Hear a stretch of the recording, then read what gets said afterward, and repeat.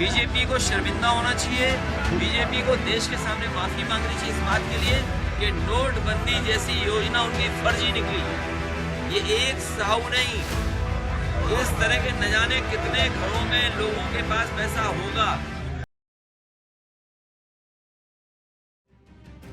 झारखंड में कांग्रेस के राज्यसभा सांसद धीरज प्रसाद साहू के घर से बरामद हुए 200 करोड़ रुपए से ज्यादा बरामद मामले में उत्तर प्रदेश के पूर्व मुख्यमंत्री अखिलेश यादव ने चौंकाने वाला बयान दिया है। उन्होंने इस मामले को सीधे तौर पर भाजपा शासन में हुए डिमोनेटाइजेशन यानी नोटबंदी से जोड़ दिया है। मीडिया की तरफ से पूछे गए सवाल पर पूर्व सीएम यादव ने कहा, भाजपा को शर्मिंदा होना चाहिए और देश के सामने माफी मांगनी चाहिए कि उनकी नोटबंदी जैसी योजना फर्जी निकली।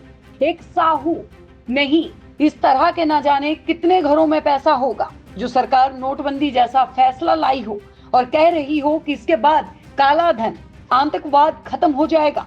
तो बताइए किसी व्यक्ति के घर पर इतना पैसा कैसे निकल रहा है। हम 2022 का वो दिन याद दिलवाना चाहते हैं जब एक इत्र व्यापारी के घर में से ही 200 करोड़ से ज्यादा रुपए निकले थे।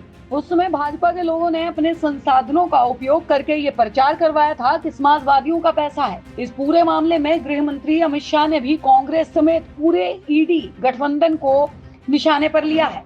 अमित शाह ने कहा, आजादी के बाद ये पहला मौका है जब किसी सांसद के घर में इतनी बड़ी मात्रा में कैश बरामद हो रहा है। अमित शाह से पहले केंद्रीय महिला व बाल विकास मंत्री स्मृति ईरानी ने धीरज प्रसाद साहू के परिसर में बेहिसाब नकदी की बरामदी पर करारा प्रहार किया था। उन्होंने कहा, भ्रष्टाचार का ये एटीएम गांधी परिवार में किसका है? इस सवाल के जवाब का इंतजार रहेगा। वहीं जांच अधिकारियों ने बताया कि बौद्ध डिजिटली प्राइवेट लिमिटेड और उससे जुड़ी संस्थाओं के खिलाफ आयकर विभाग के छापे में अब तक भारी मात्रा में नकदी बरामद की गई है। ये छापे साहू से जुड़े परिसरों में भी मारे गए हैं। अधिकारिक सूत्रों ने कहा कि जब्त की गई रकम 290 करोड़ तक पहुंचने की उम्मीद है, जो किसी भी एजेंसी की ओर से एक ही अभियान में बरामद किए गए काले धन का अब तक का सबसे बड़ा भंडार होगा।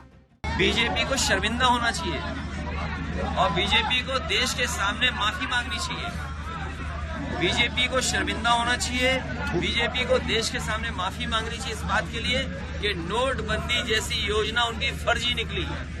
ये एक साहू नहीं, इस तरह के न जाने कितने घरों में लोगों के पास पैसा होगा।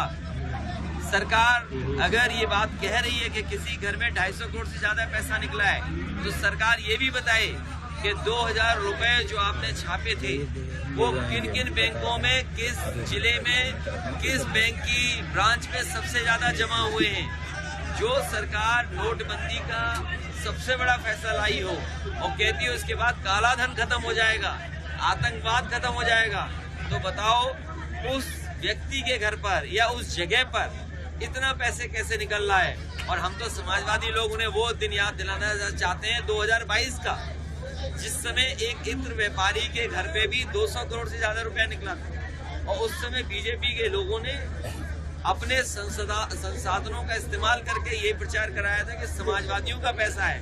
हम उन्हीं बीजेपी के लोगों से कहना चाहते हैं कि वो इत्र व्यापारी पे अगर समाजवादियों का पैसा था तो अब तो चुनाव आ गया है, कम से कम आधा ही हम लोगों के पास भिजवा दो।